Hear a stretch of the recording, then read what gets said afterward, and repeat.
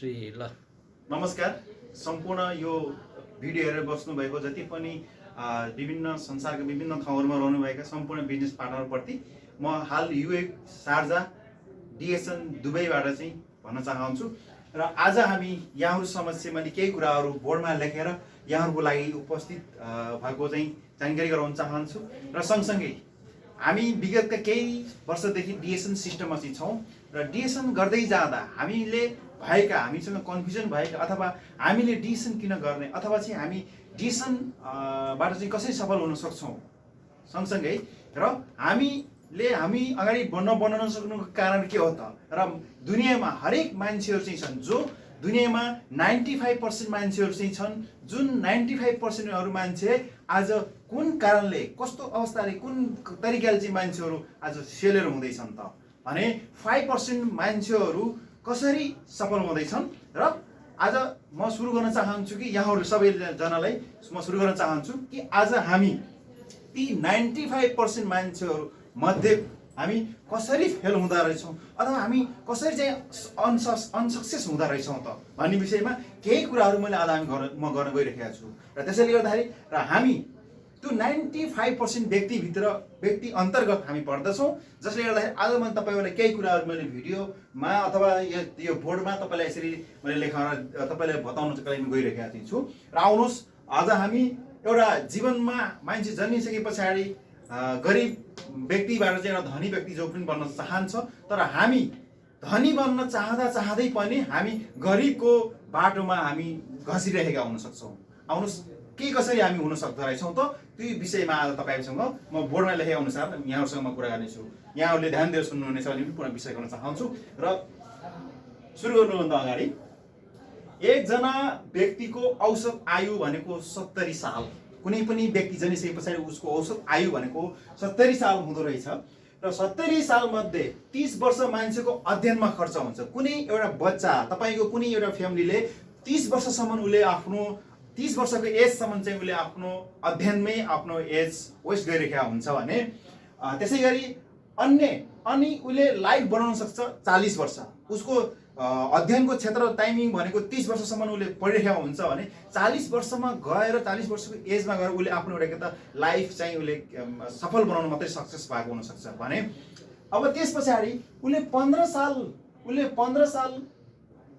15 साल मान्छेको लाइफ वृद्ध अवस्थामा बित्छ भन्ने कुरा जम्मा भयो 15 वर्ष भनेको मान्छे वृद्ध अवस्थामा अलिकति बुढो खालको उमेरमा चाहिँ मान्छेको लाइफ बित्दो रहेछ र बाँकी जुन रह्यो 25 साल र 25 सालमा पुरै मान्छे जुन जिन्दगीमा हासिल गर्नु चाहिँ छ त्यो भनेको सिर्फ 25 सालभित्र हामीले गर्न सक्नुपर्ने रहेछ सो आउनुहोस् यस विषयमा केही मैले गणितीय फर्मुला अनुसार मैले यहाँ केही कुरा लेखेको चाहिँ छु यसको लागि तपाईँलाई मैले प्रस्तुत गर्ने चाहिँ छु भन्ने कुरा यहाँहरू सम्पूर्णमा विश्लेषण गर्न चाहन्छु र हामी गरिब हुन सक्ने फर्मुला हामी कसरी गरिब हुन सक्छौँ कसरी गरिब भइरहेका चाहिँ छौँ त भन्ने कुराको यहाँहरूलाई मैले प्रष्ट यहाँको नजर यतातिर लगाएर मैले यहाँहरूलाई चाहिँ मैले प्रस्तुत गर्दै चाहिँ छु सो आउनुहोस् अब हामी समय र दर र आम्दानी हामी गरिब कसरी हुन सक्छौँ त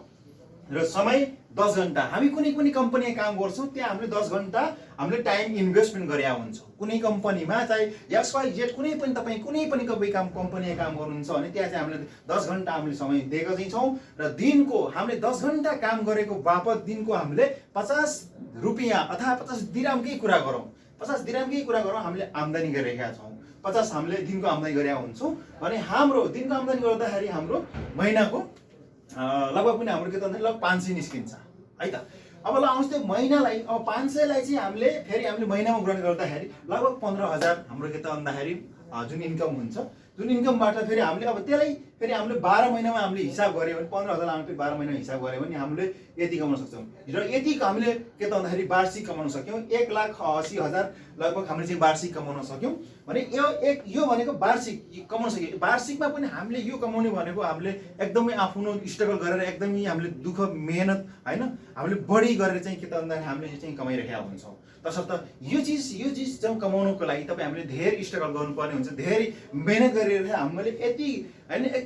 घिसटी आफूले चाहिँ यो घसरी चाहिँ हामीले के त भन्दाखेरि यो हामीले काम गर्नुपर्ने हुन्छ र हामीले यो काम गरिरहेका चाहिँ छौँ। र त्यसै गरी अब 40 वर्ष जुन यो किसिमको लगभग केही नभए पनि मान्छेको जुन बचत भनेको मान्छेले 40,000 मान्छेले बचायो भने पनि, एक इक्जाम्पल मान्छेले 40,000 बचायो भने पनि वर्षको उसले 25 वर्षमा, अघि मैले भनेको थिएँ 25 वर्ष के भन्दाखेरि होइन 25 वर्षभित्रको सालभित्र पुरै जिन्दगी बनाउन टाइम लाग्छ मैले भनेको थिएँ। त्यो 25 वर्षभित्रको के भन्दाखेरि हामीले लगभग पनि 10 लाख रुपियाँ हामीले आजीवनभर हामीले कमाउन सक्छौँ, कमाउँदो रहेछौँ। भनेपछि यो 10 वर्षसम्म चाहिँ हामीले कमाइरहँदा पनि हामीले ल भन्नुहोस् 10 लाख लगभग हाम्रो पुरा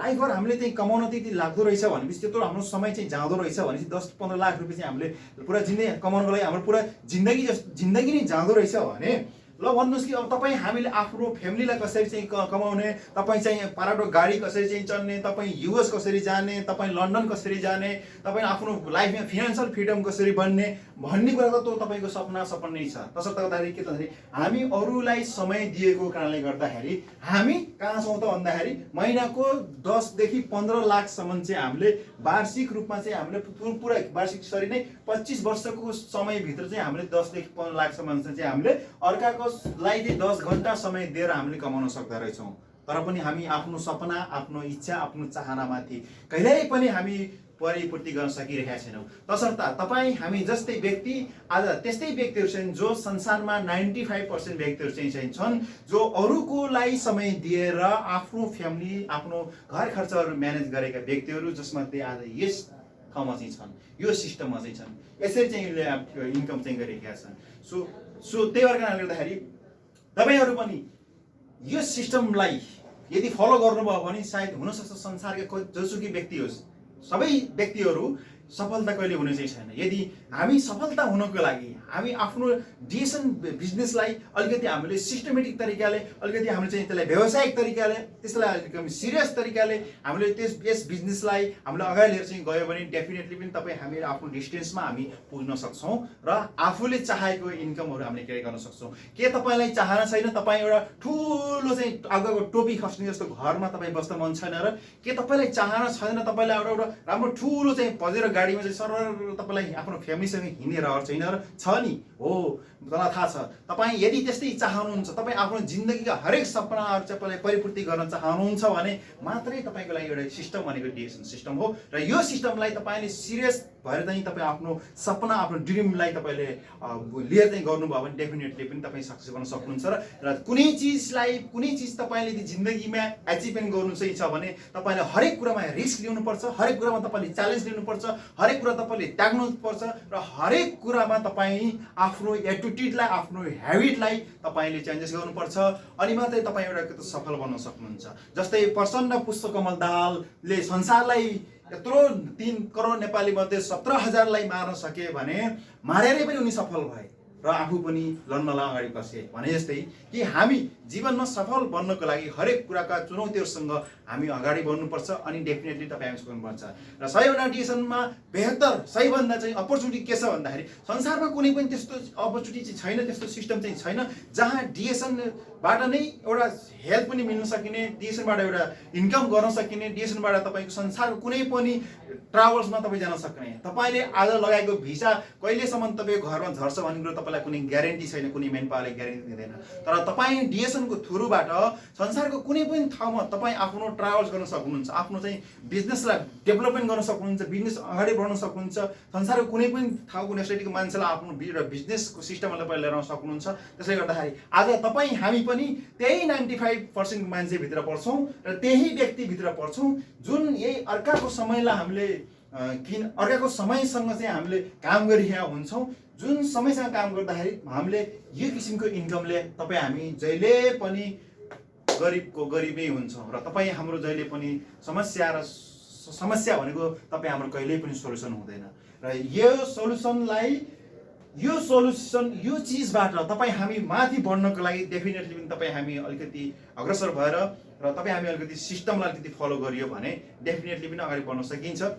र यो भनेको यो सिस्टम भनेको तपाईँ हामी कसरी गरिब बनिरहेका छौँ त, तपाईँ हामी कसरी गरिब बनिरहेका छौँ भन्ने कुराको यो चार्टबाट पुरा कुरा तपाईँलाई देखाइएको चाहिँ छ। र यो चार्टलाई तपाईँले राम्रोसँग हेरेर यसलाई मनन गर्नुभयो भने डेफिनेटली पनि तपाईँको आँखा खोल्नेछ, तपाईँको यो ढक्कन खोलिने चाहिँ छ भन्ने मलाई पुरा चाहिँ विश्वास चाहिँ छ। र यो चार्टलाई तपाईँले फलो गर्नु होला। यो चार्टबाट यो देखाइएको छ कि तपाईँ हामी अर्काको कम्पनीमा अर्काको उसमा अन्डरमा काम गर्ने तपाईँ हामी जस्तो व्यक्ति जुन 95% वर्ल्डकै 95% जस्तो व्यक्ति आज यो कारणले गर्दाखेरि तपाईँ हामी एउटा चाहिँ यो सिचुएसनमा परेका छौँ, यो तनावमा चाहिँ छौँ, यो अवस्थामा चाहिँ छौँ। तपाईँ हामीले मनन गर्न सकिन्छ कि यो चार्ट हेरेर। तसर्थ अब आउने दिनलाई अलिकति बेहतर अलिकति राम्रो पर्फर्मेन्स गरौँ र भन्दै यति भन्दै म यहाँहरूको यो भिडियोबाट बिदा हुन चाहन्छु। नमस्ते, धन्यवाद।